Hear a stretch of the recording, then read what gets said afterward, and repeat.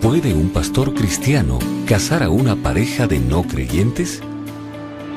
Bueno, ahí las opiniones están divididas. Vamos a comenzar con algunas cosas en las que podemos estar de acuerdo, algunos de los que estamos en desacuerdo con esta pregunta. Por un lado, la palabra de Dios nos dice, o Pablo les dice a los corintios, que no debieran estar unidos en yugo desigual.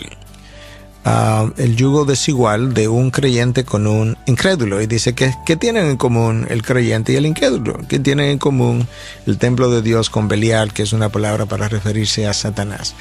¿Cuál es el peligro de eso? Es lo que siempre se ha visto a lo largo de la historia de la iglesia, que cuando tú tienes a un creyente matrimoniado, si pudiéramos decir, con un no creyente, lamentablemente ese no creyente con frecuencia arrastra al creyente, al Hijo de Dios, a prácticas pecaminosas que le desvían de su adoración y lealtad a Dios. Ese fue el mismo principio que Dios impuso sobre los judíos en el Antiguo Testamento de no casarse con otros pueblos, porque terminarían adorando dioses ajenos, que fue exactamente lo que pasó con Salomón. Salomón, el gran hombre de tanta sabiduría, terminó casándose con mujeres de otras tribus, de otras naciones, y cuando hizo eso terminó adorando los dioses de esas otras tribus.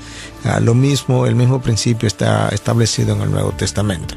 Entonces, ahora comenzamos a hablar de la diferencia entre algunos que opinan diferente a como nosotros pensamos en este punto.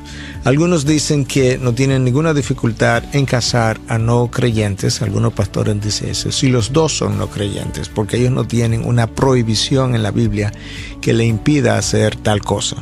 Y uno pudiera decir, oh wow, ahí hay sabiduría. Y entonces esa persona pudiera decir, bueno, es una oportunidad para predicar el evangelio en medio de la ceremonia en la que yo estoy realizando. Pero mi primera observación es que muchos de los que opinan así no predican el evangelio en la ceremonia, sino que hacen un sermón común y corriente de bodas. Pero hay otros que yo sé que han predicado el evangelio en medio de la boda.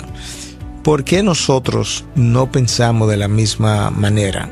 Bueno, no lo pensamos porque nosotros creemos que el matrimonio cristiano es para cristianos, número uno. Número dos, porque el matrimonio en general, pero en particular el matrimonio cristiano, es para representar la unión de Cristo con su iglesia. Y realmente no vemos cómo un cristiano uniéndose a un no cristiano puede representar la unión de Cristo con su iglesia. ¿Cómo puede ejemplificar la unión de ese Cristo con su iglesia que él llama mi novia? De esa manera, entonces, nosotros pensamos que el matrimonio, si es una ceremonia cristiana, debe ser para cristianos, donde podamos representar la unión de Cristo con su iglesia y honrar la unión de Cristo con su iglesia. A la hora de bendecir a la pareja, ¿qué le decimos? Porque en realidad las bendiciones que pronunciamos, las pronunciamos en el nombre de Cristo y la estamos pronunciando sobre alguien que no cree en el nombre de Cristo. En tercer o cuarto lugar, si el matrimonio cristiano es tan importante para esta pareja, ¿por qué no se convierten?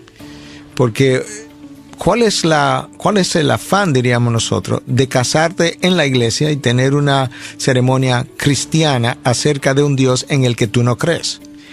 Y si la presión es social, porque los padres de uno o del otro quisieran tener dicho matrimonio en la iglesia, entonces eso es una mala razón para tener un matrimonio cristiano. No debe haber una razón social para hacerlo. La razón debe ser espiritual.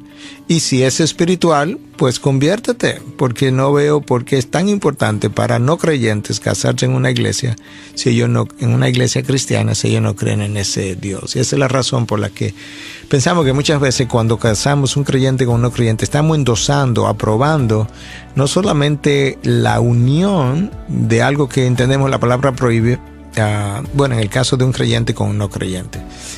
Pero la pregunta es si podemos hacerlo con dos no creyentes.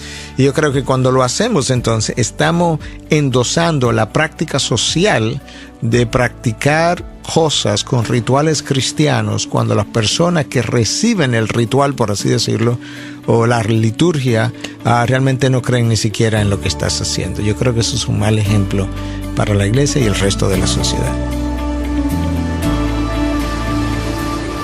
No es tan simple como parece. Es una producción de Ministerios Integridad y Sabiduría. Para más información, visita nuestra página de internet integridadysabiduría.org. Gracias por tu gentil atención y será hasta la próxima.